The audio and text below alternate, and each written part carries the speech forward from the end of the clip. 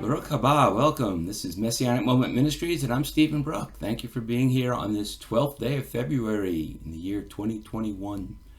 And today's parashah is all about mishpatim. These are called ordinances.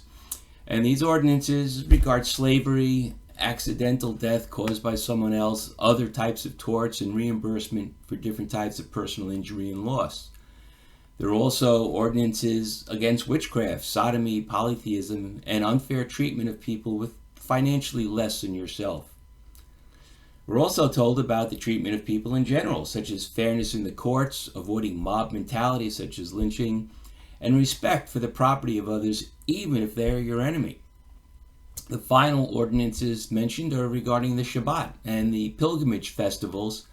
And at the end of this parsha, we're told that Moses ascends Mount Sinai to receive the tablets of the law from God and was there for 40 days and nights.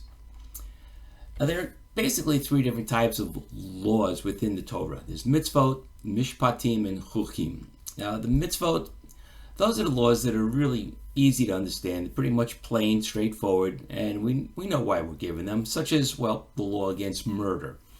Now, mishpatim, which we read in today's parasha, can be understood to a point, but not all can be totally understood, and sometimes they may be referred to as idot. For the most part, though, as we see today, they are dealing with things like misdemeanors and civil actions, torts, slavery, social contracts, things like that. Now, the third, the chukim, these are the laws for which we have no idea why they exist. They include the rules about the showbread in the sanctuary, prohibition against wearing two types of cloth, and laws of kashrut, the kosher laws. Now, over the past 2+ decades that I have known the Lord, accepted his Messiah, and studied his word, I have seen so many people try to explain why God gave us these rules. They say it's for health reasons. They say because Hammurabi laws already established them. They say, well, we were now a nation and we needed constitution and penal code and on and on and on. Now, these all make sense to some degree, and they may be valid, or they may just be someone's imaginings. But here's what I say. It doesn't matter why God gave us these rules. We have been given laws, ordinances, commandments, and rules regarding how we are to worship God and how we are to treat each other. There could be any number of reasons why God told us to do these specific things, but all we need to know is that He is God and He always wants what is best for us. We must trust that what He says we should do is the best way for us to act and the best way for us to be able to be with God for all time in the hereafter. I once read that any God who can be understood by the mind of man is not worthy of the worship of man. That being said, to try to understand why God gives us these laws, well, it's almost an insult to Him. It implies that we mere mortals, we're less than worms compared to God. It implies that we could ever be on the same mental and spiritual plane that God is on. Here is today's simple, easy to understand message. Stop trying to figure out why God does what He does or says what He says. You never will. And you will end up, all you'll do is confusing yourself and possibly confusing others.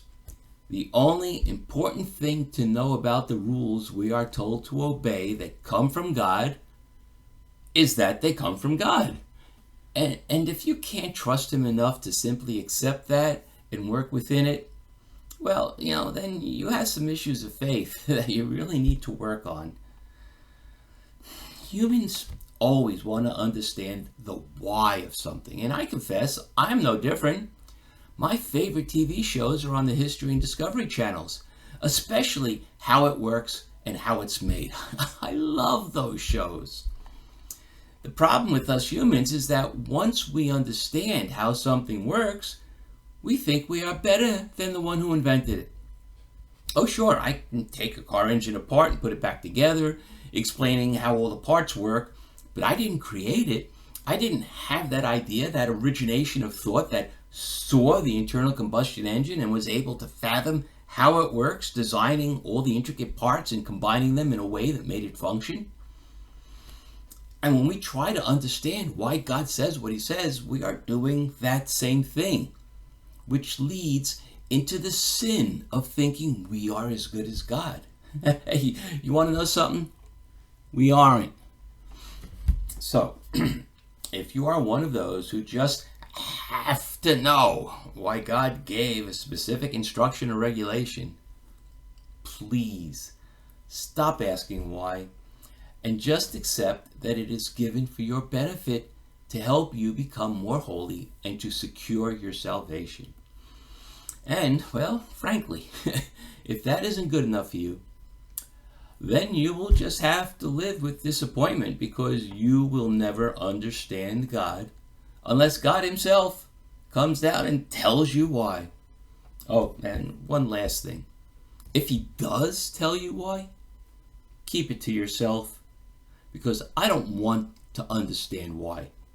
I would rather obey from trust than from understanding. Well, thank you for being here, and please subscribe. Click the icon here on the YouTube channel, but go back to the website. Click the subscribe button in the right-hand margin. There are different lists, and share these messages with everyone you know.